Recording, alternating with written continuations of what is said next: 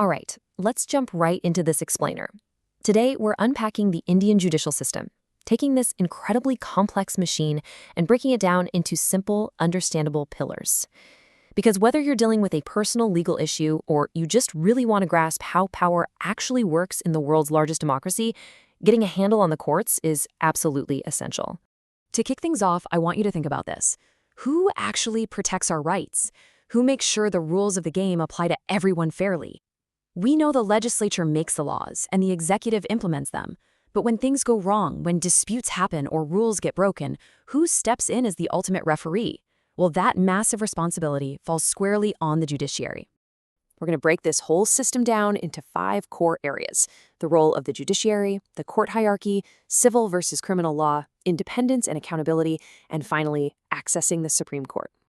So let's hit Section 1, the fundamental role of the judiciary. It really all boils down to one simple but incredibly powerful concept: the rule of law. This literally means that no matter who you are, how rich, how powerful, the law applies to you exactly the same way it applies to anyone else. It's the ultimate equalizer. So what do the courts actually do day to day? Well, they have 3 main jobs. They resolve disputes, uphold the law, and enforce your fundamental rights. And we're talking a massive range of issues here. It could be a 30,000-crore property dispute between 2 private citizens, a citizen fighting the government over a basic right, or even a huge, complex water-sharing conflict between 2 entire states, like Tamil Nadu and Karnataka. Moving right along to our second pillar, the court hierarchy. Now, India operates on what's called a single integrated judiciary. This is a key term, and it's vital to understand. It means the system isn't fragmented. Judgments from the Supreme Court, at the very top, are completely binding on all the high courts and the district courts below it. It's one continuous chain from the local trial court all the way up. And the way you move up that chain is through the appellate system.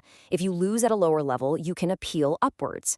In fact, for really severe sentences, like if a lower court hands down a death penalty, it can't just happen. It absolutely must travel up the chain and be explicitly confirmed by the high court first. Just to give you a quick historical anchor for all this, 1862. That's the year the very first high courts were actually set up in Kolkata, Bombay, and Madras. So this structural framework has been evolving for a very long time. All right, part 3, let's look at civil versus criminal law. Let's keep the terminology super simple here. If you've got a rent dispute with your landlord or a divorce proceeding, you're filing a petition for civil relief. You're basically trying to settle a dispute or pay a fine. But the moment physical harm is involved, theft, dowry harassment, murder, an FIR is filed, and that kicks off criminal proceedings. The police investigate, and if you're guilty, you're looking at actual jail time. So civil is mostly disputes and money, criminal is offenses and jail. That brings us to Pillar 4, independence and accountability. Basically, how do we keep judges fair and completely unpressured? Well, judicial independence is what keeps the government and the legislature in check. By keeping the courts totally separate from the lawmakers and the law enforcers, you stop any single branch from hijacking the system. In India, the Constitution is the boss, and an independent judiciary is its bodyguard. To guarantee they stay independent, judges get some serious protections.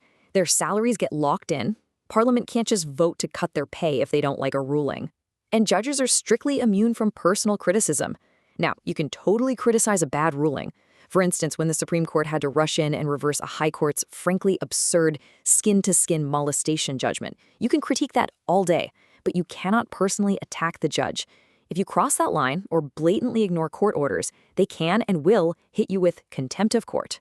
This total independence allows for one of the court's most potent weapons, judicial review. Coming largely from Article 13, this lets the Supreme Court literally strike down laws passed by Parliament if they violate the Constitution. We saw this recently when they struck down a government fact-check unit meant to monitor social media, ruling that it violated the fundamental right to free speech. But what about the flip side? Accountability. How do we remove a bad judge? Well, it is incredibly difficult. It requires a special majority impeachment vote in Parliament. Take 1991, for example. That was the year the very first impeachment motion was moved against a judge, Justice Ramaswamy. But he just resigned before they could finish the vote. As our source material points out, that's a pretty massive loophole in accountability. Just resigning can literally stop an investigation in its tracks. All right, our final section, Pillar 5, accessing the Supreme Court. The Supreme Court is incredibly versatile. It's got original jurisdiction, meaning it's the only place two states can go to sue each other. It advises the president, and it has the wild power to just pull cases directly to itself. Remember when those Italian Marines tragically shot the Kerala fishermen due to mistaken identity? The Supreme Court yanked that case right out of the High Court, declaring it a complex international matter. They can even move a trial to a totally different state if local media bias makes a fair trial impossible. Now, what if you're disenfranchised and can't even get to a court? Normally, only a victim can file a case, but in 1979, the Public Interest Litigation, or PIL, changed the game. A PIL brilliantly lets anyone file a case on behalf of marginalized people, say illiterate tribal groups losing their land to a corporation.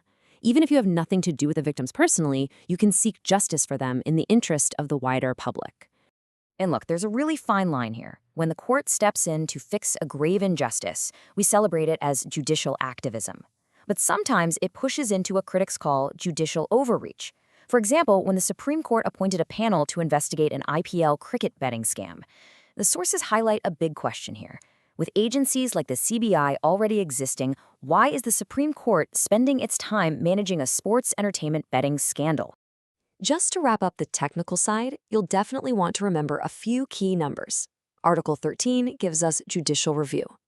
Articles 32 and 226 let courts issue writs to protect fundamental rights. But pay special attention to Article 142. The source calls these sky-high powers because it grants the Supreme Court the authority to issue pretty much any order necessary to cure a grave injustice anywhere in the country. Which leaves us with a really fascinating, provocative question to end on. We've got a court system wielding these sky-high powers with massive, undeniable independence.